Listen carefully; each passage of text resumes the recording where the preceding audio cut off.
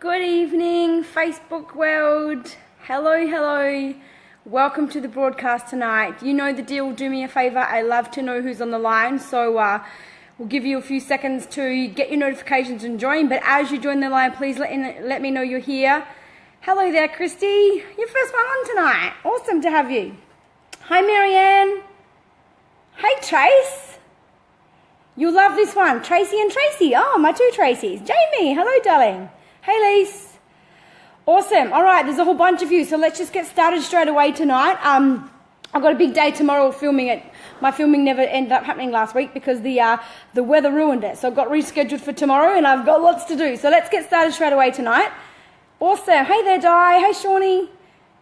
Beautiful. So tonight's topic is the 7 rewards of pain, and I just want to touch on what every single time pain shows up, these rewards, the whole 7 of them exist every time. It's not like sometimes you get 1 or 2 of them and the next time you might get 3 or 4 of them. The whole 7 are present in all of your pain all of the time. And hey there, Sky. So let's go through this. The first reward of pain is that pain forces you to look. Pain forces you to look. It forces us to look for answers, to question, what we believe, to question our belief systems, to question, to look for more depth in what we believe to be real, to look for a new level of depth and a high level of consciousness within ourselves. It forces us to look for things that we may not have ever realized were there before. And it forces us not just to look and to notice them, but to look for their meaning. So pain forces you to look. Number 2, pain forces you to lean. It forces us to lean on the idea, on the belief, and on the faith that there is something bigger than all of us. It forces us to lean on that and to know that somehow there's purpose in this and, something else is taking care of this. And I don't care whatever it is you call it. You call it God, you can call it Buddha, you can call it Source, you can call it Spirit, you can call it consciousness, you can call it the higher self. It doesn't matter. It doesn't matter what name you give it. It forces us to lean on something that's out there that is a whole lot bigger than all of us and to somehow have faith and to trust in that energy. Number 3, pain forces us to learn. It forces us to learn lessons that we've been missing. It forces us to, in learning those lessons, it forces us to really let go of the things, the behaviors and the habits that keep creating the patterns in those lessons. And so it forces us to learn things about ourselves, about others, about our past. It forces us to learn about our own healing, about our own depth, about our own level of consciousness. And in order to learn those things, we have to rise to a higher level of consciousness to be able to see new perspectives and to learn those new things. So it forces us to that place. It's another beautiful reward. There's so much beauty in suffering. And these rewards really are that beauty. So it forces us to look, it forces us to lean, it forces us to learn. The 4th thing pain does is it forces us to long. It forces us, there's lots of background noise? No, I'm out in the back room and there's no one out here. So, I don't know, is everyone getting some background noise or is this coming through okay?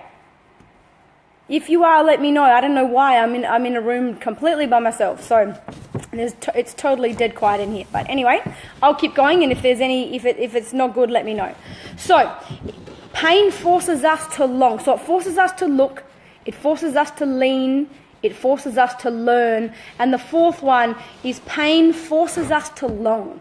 It forces us to long for a healing, to long for something that can only come from a place that's higher than us. And instead of just hoping for it and wishing for it, it forces us to long for it, okay? Hola, Nat. It does. It forces us to long for that healing and to, not necessarily to be desperate for it, but it forces us to long for it so deeply that we get prepared for it. We get, we want it so badly. It sounds like you're shuffling around the room. Really? Wait a minute. It could be the heater. Let me go and turn this heater off. Wait a second. I want you to get this message. So let's see if this helps. Oh, hang on, I'll turn this off. All right. No, I'm doing it out in my back room, which is where my my TV show is all starting. Actually, you might be able to see it. Can you see it all here? There's the couches. Anyway, let's get back to this. Okay, so for those of you, does that sound better? Let me wait a second. I want you to get this message. So let me just pause here for 20 seconds. Is that sounding better now that I turned the heater off? That was it? Okay. So are you guys cool? I don't need to start back to the start. Let me just touch on them. Okay. All right. I'm really sorry about that. Tell me quicker next time. Thanks, Callie, for raising that. Noise gone. Beautiful. Okay. So let me recap just very quickly. Some of you have only just joined in. You might have missed because of the noise distraction.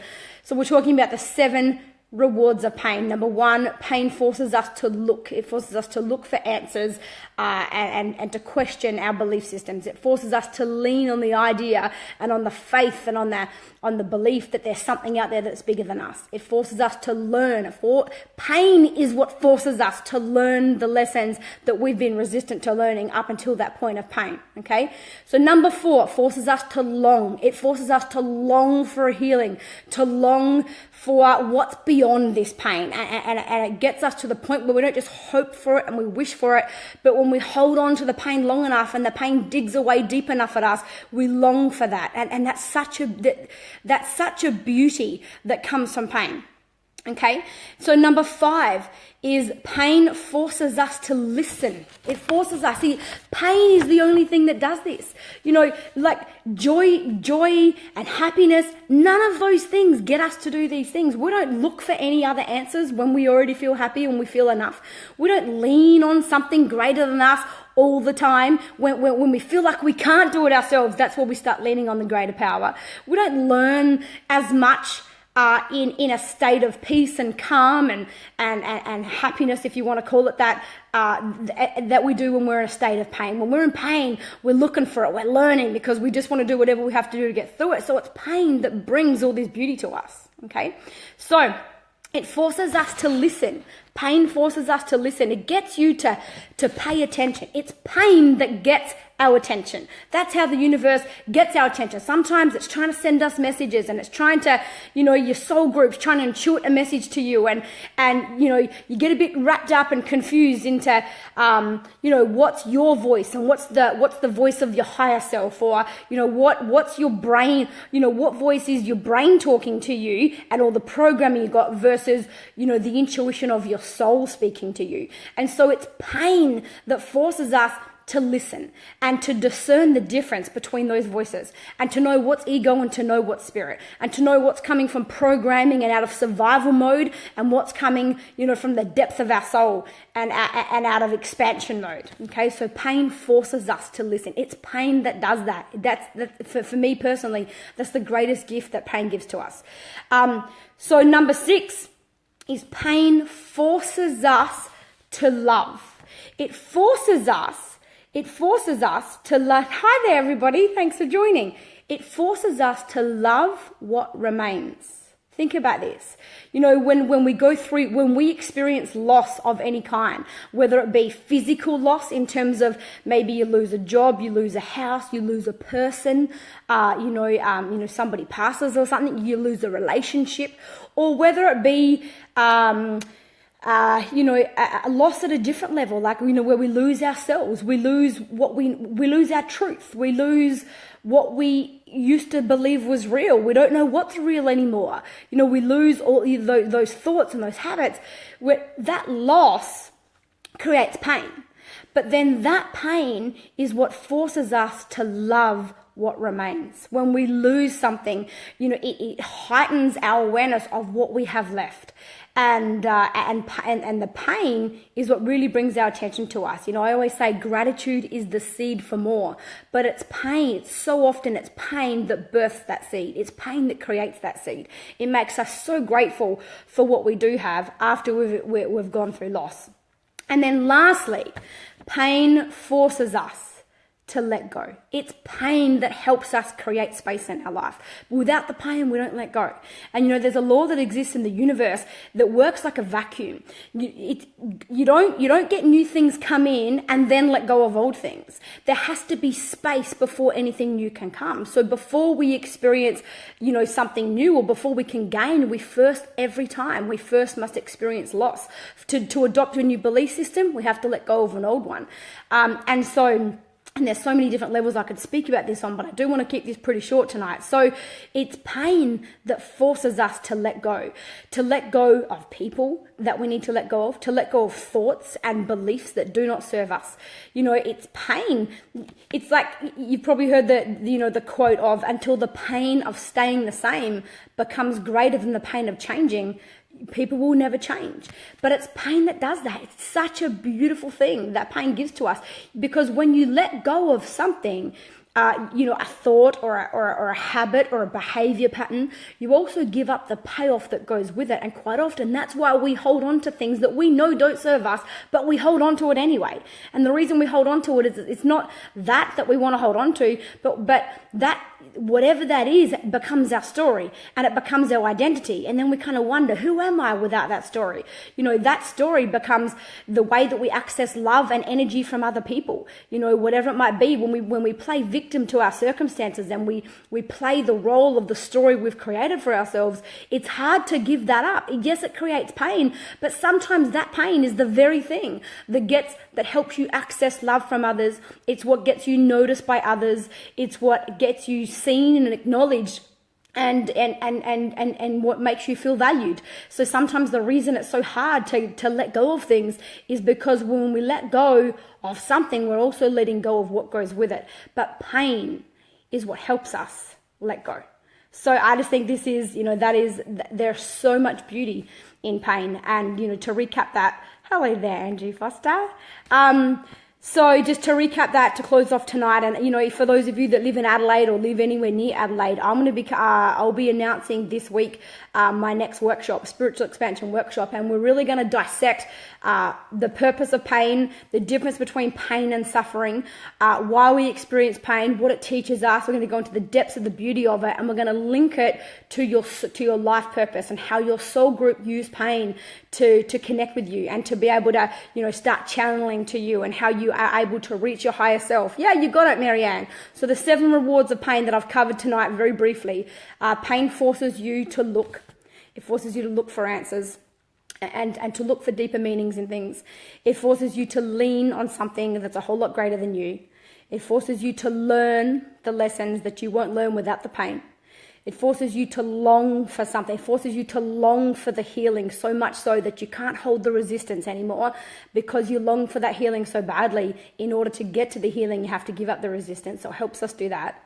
It forces us to listen to the messages, to listen to, what's coming through, to listen to the inner voice and to our higher selves. It forces us to love what remains, particularly after loss, and it forces us to let go. So I believe there is so much purpose in pain. There is so much beauty in suffering. And for those of you that might be experiencing some pain yourself right now, just remember, I always say, don't worry, you're only dying. It's okay. That part of you is dying to be able to create space for something more, in whatever area of your life that is. So, it's easy to sit here and say this and to say, oh yeah, there's beauty in pain and there's rewards to pain. Thanks for all the love, guys. Appreciate that.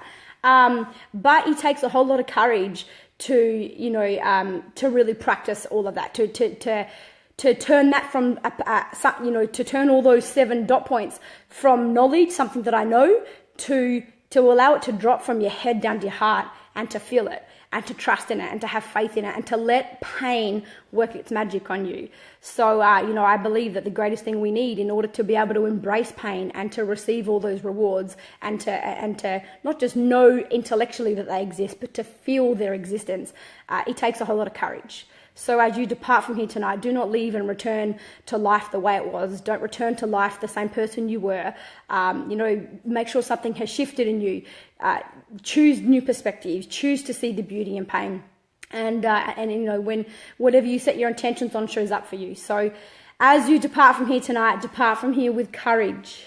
The courage to believe in a better way, the courage to voice what you've got to say, the courage to thrive when times are tough, and above all else, the courage to know you are good enough. Good night, everyone.